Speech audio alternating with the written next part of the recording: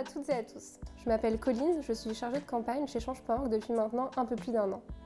Toute cette semaine, nous allons partager avec vous les combats et les histoires menés par des lanceuses et des lanceurs de pétitions qui nous ont particulièrement marqués cette année. Des combats lancés par des citoyens et des citoyennes ordinaires qui ont inspiré des milliers, voire des millions de personnes. Des pétitions qui ont été à l'origine de mouvements inédits. Des combats dont le but était de réparer des injustices et de donner lieu à un changement. Et lorsqu'on parle d'injustice et d'envie de changement, comment ne pas parler de la campagne lancée par Priscilla Ludowski qui est aujourd'hui présente à mes côtés. En lançant sa pétition pour la baisse des prix du carburant à la pompe, Priscilla s'attendait-elle à être l'origine du plus grand mouvement de contestation citoyen français, les Gilets jaunes. Je vous propose de voir ça avec Priscilla qui va nous parler de son aventure exceptionnelle et revenir sur les actions qu'elle a menées tout au long de cette dernière année.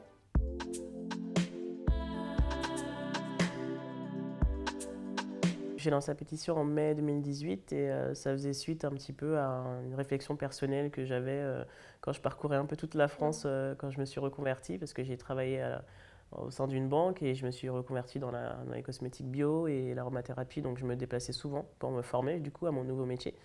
Et puis j'ai vu les prix des carburants augmenter et puis je me suis posé des questions et je me suis dit pourquoi pas lancer une pétition pour voir si j'étais la seule à me rendre compte, à me questionner en fait.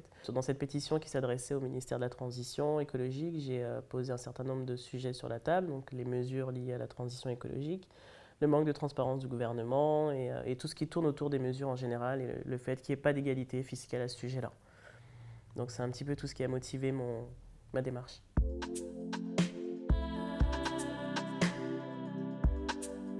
Je ne pensais pas que derrière, il y aurait eu vraiment une forte colère qui accompagnerait la pétition et qui donnerait lieu à la naissance d'un mouvement. Non. J'imaginais pas avec la pétition pouvoir changer les choses parce que c'est quand même compliqué quand on est citoyen et qu'on n'est pas impliqué dans un mouvement particulier ou dans un parti politique de vraiment essayer de changer les choses. Donc je ne pensais pas à ce stade-là avoir la possibilité de le faire. Non.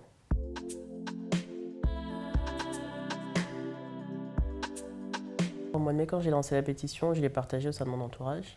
J'avais quelques 500 signatures. Puis pendant l'été, j'ai laissé un petit peu la pétition de côté et je me suis remis sérieusement par égard par rapport aux personnes qui avaient signé surtout. Je me suis informé d'abord sur le site de Change.org pour savoir un petit peu comment je pouvais faire pour essayer de porter la pétition plus loin. Parce que, mis à part partager au sein de son entourage, j'étais un peu limité en matière d'action, d'idées.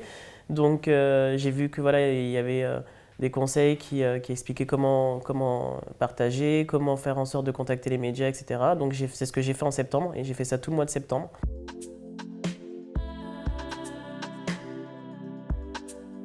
J'ai eu un premier retour en octobre de la radio locale puisque je suis domicilié en Seine-et-Marne. Donc c'est une radio qui couvrait à l'époque le sud de la Seine-et-Marne.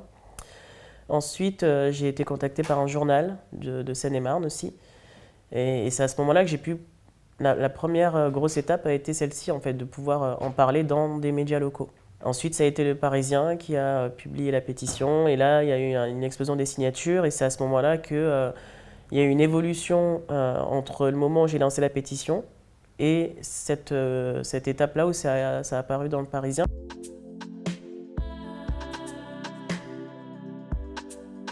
À ce moment-là, j'ai été contacté par une personne qui organisait une manifestation sur Paris contre la hausse de la taxe carbone. Et on a joint nos forces en fait pour lancer un appel à manifester le 17 novembre. Et à ce moment-là, il y avait environ 700 actions prévues sur toute la France, puisqu'on était en contact avec beaucoup de personnes sur le territoire qui avaient envie de faire la même chose, mais sur leur secteur. Donc ça a été la deuxième grosse étape de la pétition, en fait, de cette campagne.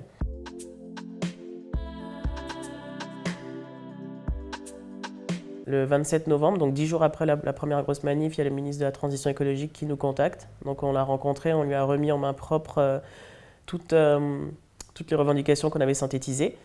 Puis ensuite, on lui a expliqué, moi personnellement, comme j'avais lancé la pétition, je lui ai expliqué la démarche de lancement de la pétition et je lui ai demandé est-ce qu'au gouvernement, ils avaient une sorte de veille lorsqu'une pétition avait atteint un certain seuil.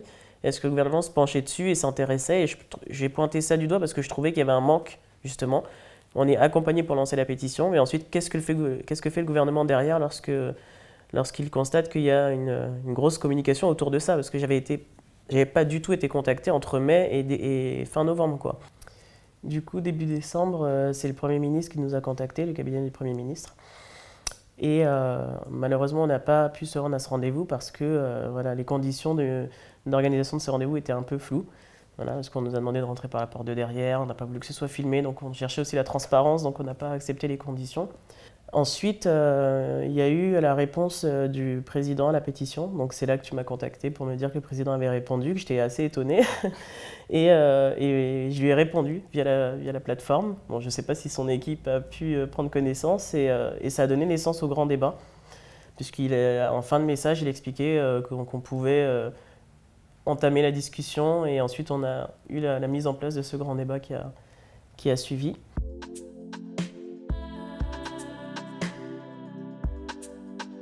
Entre janvier et aujourd'hui, il y a quand même pas mal de pétitions qui ont été lancées sur la plateforme, issues de différents débats qui ont lieu au sein du mouvement. Et à côté de ça, le mouvement a continué à embrayer sur les manifestations hebdomadaires jusqu'au 1 an, donc jusqu'au 17 novembre 2019, où il y a eu une grosse manifestation avec beaucoup de répression, et une tentative de manifester avec une grosse répression. Et ça a été assez compliqué, mais on est encore en train de se battre pour remettre officiellement nos revendications. On a fait un courrier au président pour lui remettre officiellement, qu'ils ont accusé, mais nous, on n'a pas été reçus. Et à côté de ça est né un lobby citoyen qu'on a monté et qu'on a officiellement lancé le 15 novembre 2019.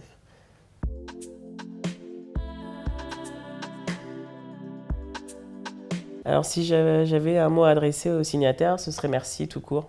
Parce que merci de m'avoir fait confiance surtout, parce que au départ quand on lance la pétition et qu'il y a quelques signatures, les personnes lisent et après ils transfèrent, on ne se dit pas que forcément ça va continuer à augmenter. Et aujourd'hui il y a encore des personnes qui continuent à signer, c'est que le contenu a encore du sens et que les publications qui sont faites derrière peut-être sont utiles et les informent et c'est intéressant de voir que la confiance est là.